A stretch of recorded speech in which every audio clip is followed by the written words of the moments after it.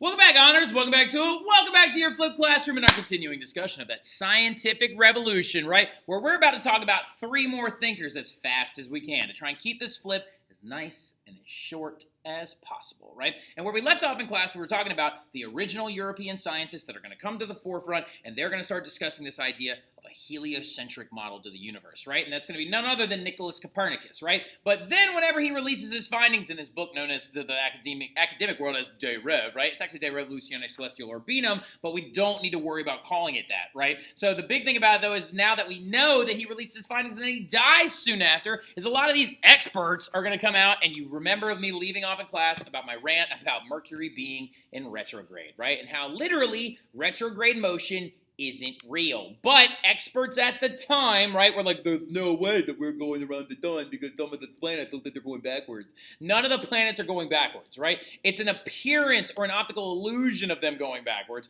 due to our different speeds in the orbit around the sun and the different positions of the actual planets around us in their orbits, right? The view of us actually coming up closer to them and the sun acting as a projector light bulb and casting their image further out into space, right? Now, really, really quickly, though, those experts, a lot of them being church officials, are going to say, there's no way that's true. But then also, poor Pluto. Now, next thing about it going into it as well is a couple of other scientists are going to come along, though, right? A couple other scientists are going to come along, and they're going to provide a lot of data, okay, that's going to actually reinforce a lot of these ideas, right? Now, our next scientist up to the bat is this guy known as Tycho Brahe, right? Tycho Brahe. Tycho, right there. Brahe, who is a Danish scientist, right? Danish, meaning he's from Denmark, right? Originally from Denmark, and he was so smart, so brilliant, y'all, that he was given an entire island by the Danish king, right? An entire island to practice his works of astronomy on, right? And on a part of that island, there was an entire area, an entire building dedicated to the analysis of the night sky. Now, interestingly enough, he didn't think Copernicus was right. He actually believed in this thing called his Tychonic model, where the Earth was still in the middle and everything went around it, right?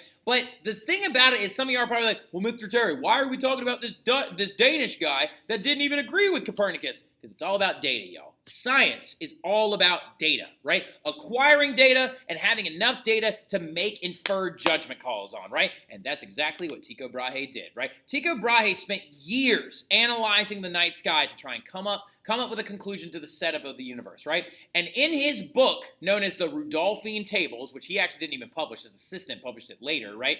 He tracked the movement and location of not one, not two, but 777 different stars and objects in the night sky, right? And he cataloged all that data in this giant table so other scientists could later on come and use it. And on top of all that, he even saw a star being born, right? He looked up into the night sky one evening, and in the constellation of Cassiopeia, he saw a star go supernova and give off huge amounts of light because it's being born. Whenever a star is born and dies, it enters into a phase called supernova, where it releases a crap load of energy. And in this moment, he looks out there and he's like, y'all, Aristotle was wrong. It's not perfect things out there. It's not heavenly bodies out there. Things are being born. Things are exploding. Things are moving. Things are crashing. Things are being born and even dying out there. And also, he did all of this while having a prosthetic nose, right? He literally got his nose cut off in a duel. But we'll talk about those little weird things about him later on in class, right? Now, another guy that's going to pop up, though, is a man by the name of Johannes Kepler, who is a German scientist who is actually the assistant to Tycho Brahe, right? He's Brahe's assistant, and he's going to take all that data, and he realizes something that solves mathematically the problem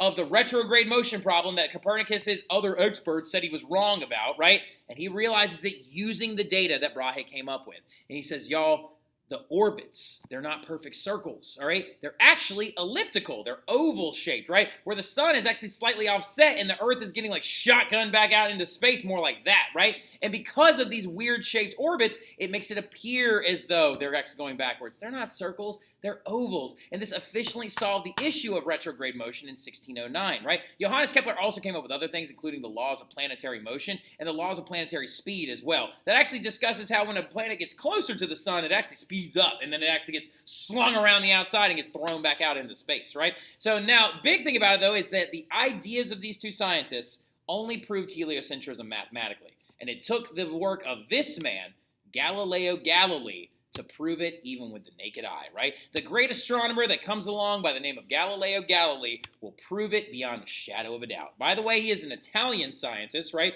who's going to come along and prove heliocentric design, right? And he does this with the work of his newly refined telescope, right? Now, he didn't invent the telescope. He just used the telescope very efficiently, right? Now, he also created better ones. Now, he was originally a ballistics scientist and stuff like that. He analyzed like cannonball paths and how they can be used and stuff like that. And he worked originally in Venice and Florence and Milan and a lot of areas of northern Italy. And he was a lot like a Renaissance thinker. He had rich people pay him to just keep being smart. And one of the rich people that paid him was actually a company from Venice, and he designed for them a telescope so they could actually look out into the harbor and see ships coming up over the horizon a little bit sooner. Because remember, they're that trade empire, right? But one night he takes that telescope he designed so they can see ships, and he angles it up to the sky. And he begins to make observations on comets, the moon. He observes the moons of Jupiter and other moving bodies, and he realizes that the size of bodies is all in relation to if it's orbiting another larger object. That the bigger the object is, the more likely that smaller ones are going around it. The moon is smaller than we are, so it goes around us. The planets, or the Earth, the moons that are going around Jupiter, all 8 of them are actually smaller than Jupiter. So larger objects must actually hook in these smaller ones, and they go around it, right? And he used observation to deduce that, and he knows that the sun is much larger than the Earth. He also used his telescope to realize that the moon's surface is not perfectly shaped. It's actually pockmarked with like comet strikes and asteroid strikes and things like that. And he publishes a lot of these documents and a lot of these findings in a pamphlet called the Assayer, right? Where he actually tracked the movement of a comet as well. And he dedicated it to one of his best friends. This is right here is the pamphlet that he actually did called the Assayer, and he dedicated it to none other than one of his best friends, the Pope, right? Like, yeah, the Pope at the time, Urban VIII, right? Pope Urban VIII is going to be one of his closest allies in this whole thing, and he actually publishes this pamphlet, and he wants to talk to him, right? Urban's a funny guy, too. Urban VIII actually is going to be the dude that actually he bans sneezing in the Vatican for 100 years. Don't sneeze around him. He doesn't like it, all right? So literally bans sneezing. It's so funny. Now, like so. But the thing about it is he goes up to Urban, right? And he says to him, I want to publish my findings, right? I don't think you understand, Urban. Yo, the sun's in the middle. We go around it. And Urban looks at Galileo and he goes, yo, guy, we know. We've known for a while, right? Turns out that the Catholic Church was pretty aware of the sun's location in the universe. They just couldn't release these findings at the time because they were in the middle of one of the most heated wars in European history, a war known as the 30 Years' War that actually is not going to end until 1648, right? So now, his text, though, that he ends up bringing out, not Urban's, but Galileo. So Urban tells him, you can write your book, Galileo, you can write your book, but you need to give both the church opinion of the solar system right now, of the Earth-centered one, and also your finding of the heliocentrism one. Make it more of a comparison and less of a deduction. Galileo goes, okay, I can do that, and he writes his book known as A Dialogue on the Two Chief World Systems, and he has it published in 1632.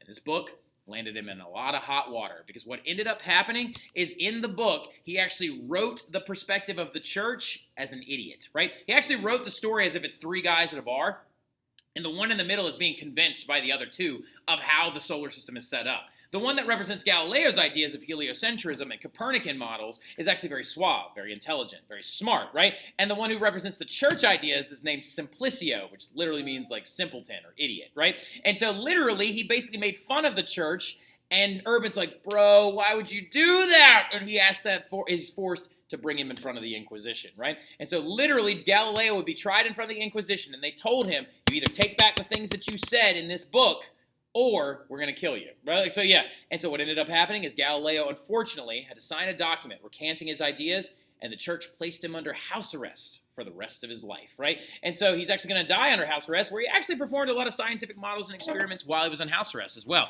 He actually figured out while he was under house arrest that all bodies falling to the earth, if you drop them at the same time, go at the same speed, and they will actually hit at the same time. He wrote the story as if he was actually dropping them from the Leaning Tower of Pisa, but he actually couldn't have done that because he was under house arrest. He also realized that all objects moving towards the earth move in a parabola shape, but he did a lot of really, really great work while he was under house arrest.